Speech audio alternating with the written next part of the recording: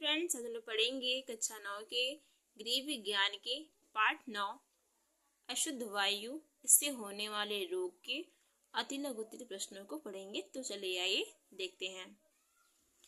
हमारा पहला जो क्वेश्चन है कि खसरा का संप्राप्ति काल कितना होता है। तो देखिए, खसरा का जो संप्राप्ति काल है वो 10 से 13 दिन तक होता है। हमारा दूसरा क्वेश्चन है कि सूर्य के प्रकाश का रोगाणुओं पर क्या प्रभाव पड़ता है। तो आंसर हो जाएगा कि शुष्क वातावरण एवं सूर्य के प्रकाश में रोगाणु प्राय नष्ट हो जाता है। फिर अगला क्वेश्चन हमारा है कि ऐसा कौन सा संक्रामक रोग है जिसका हमारे देश में समूल नष्ट किए जाने की घोषणा की गई है। तो इसका आंसर हो जाएगा कि चेचक एक भीषण संक्रामक रोग है। हमारे देश में यह समूल नष्ट किया जा चुका है। फिर अगला क्वेश्चन है कि वायु द्वारा संक्रमित 2 रोगों के नाम बताइए। तो हमारा इसका आंसर हो जाएगा इन्फ्लुएंजा और डिप्थीरिया है, जो हमारे वायु द्वारा संक्रमित 2 रोग हैं। फिर अगला क्वेश्चन हमारा है कि ट्रिपल एंटीजन में कौन कौन से रोगों की अवरोधक क्षमता होती है। इसका आंसर हो जाएगा कि ट्रिपल एंटीजन में डिप्थीरिया, काली खांसी, पोलियो आदि रोगों की अवरोधक क्षमता होती है। फिर अगला क्वेश्चन है कि फ्लू किसे कहते हैं। आंसर हो जाएगा कि इन्फ्लुएंजा रोग को साधारण शब्दों में ही हम क्या कहते हैं, फ्लू कहा जाता है। फिर अगला क्वेश्चन है कि डिप्थीरिया रोग किस आयु में अधिक होता है। इसका आंसर होगा कि जो डिप्थीरिया जो रोग है वो 2 से 5 वर्ष की आयु में अधिक होता है। फिर अगला क्वेश्चन हमारा है कि डिप्थीरिया का दूसरा नाम बताइए। आंसर हो जाएगा कि डिप्थीरिया को रोहड़ी नाम से भी जाना जाता है। फिर अगला क्वेश्चन है कि संक्रामक रोग के 2 उदाहरण दीजिए। इसका आंसर हो जाएगा कि संक्रामक रोग के 2 उदाहरण जो है हमारा चेचक और डिप्थीरिया है। फिर अगला जो क्वेश्चन है कि डिप्थीरिया रोग किसके द्वारा उत्पन्न होता है। तो इसका आंसर हो जाएगा कि इस रोग का कारण कैरिनोबैक्टीरियम डिप्थीरिया नामक एक जीवाणु है। फिर अगला क्वेश्चन है कि क्षय रोग अधिक होने के 2 कारण बताइए। इसका आंसर हो जाएगा कि गंदगी एवं कुपोषण के कारण क्षय रोग की संभावना अधिक रहती है। फिर अगला क्वेश्चन है कि किस रोग को मृत्यु का कप्तान कहा जाता है। आपका राइट आंसर हो जाएगा कि क्षय रोग को मृत्यु का कप्तान कहा जाता है। फिर अगला क्वेश्चन है कि टीका लगवाने अथवा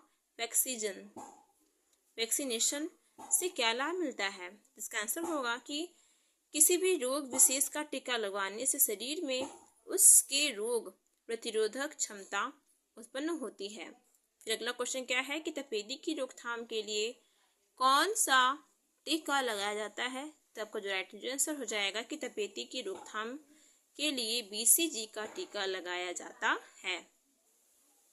फिर अगला क्वेश्चन है कि हमारा कि तपेदिक के जीवाणु शरीर के किस भाग पर आक्रमण करते हैं। आपका जो आंसर हो जाएगा कि सामान्यतः तपेदिक के जीवाणु फेफड़े में होते हैं, किंतु कई बार शरीर में अन्य भागों पर भी आक्रमण करते हैं। फिर अगला क्वेश्चन हमारा है कि ऐसे 4 संक्रमित रोगों के नाम बताइए जो वायु द्वारा श्वास में जाकर संक्रामक रोग उत्पन्न करते हैं।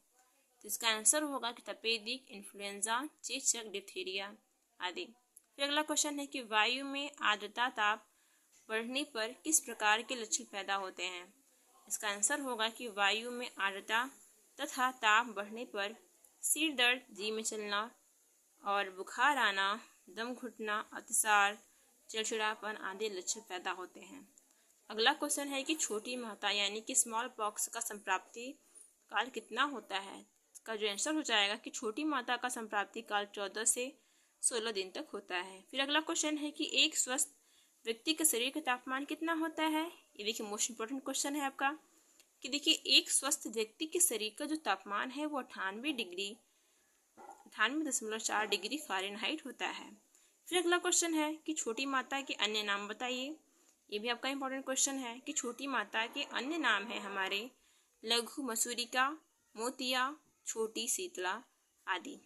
फिर अगला क्वेश्चन हमारा आता है कि खसरा रोग का संप्राप्ति काल लिखिए। इसका आंसर हो जाएगा कि खसरा रोग का संप्राप्ति जो काल है वो 10 से 12 दिन तक होता है। फिर अगला क्वेश्चन है हमारा कि खसरा रोग का विषाणु रोगी के शरीर में कहाँ मिलता है।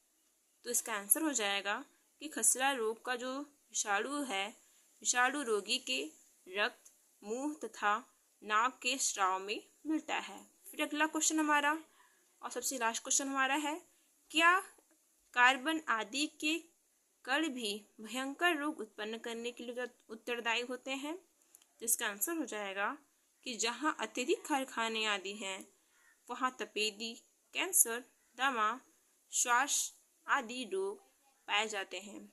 आई होप आपको वीडियो अच्छा लगा होगा, और अगर आप चैनल पर नए हो तो प्लीज़ चैनल को लाइक सब्सक्राइब करना मत भूलिएगा। Thank you.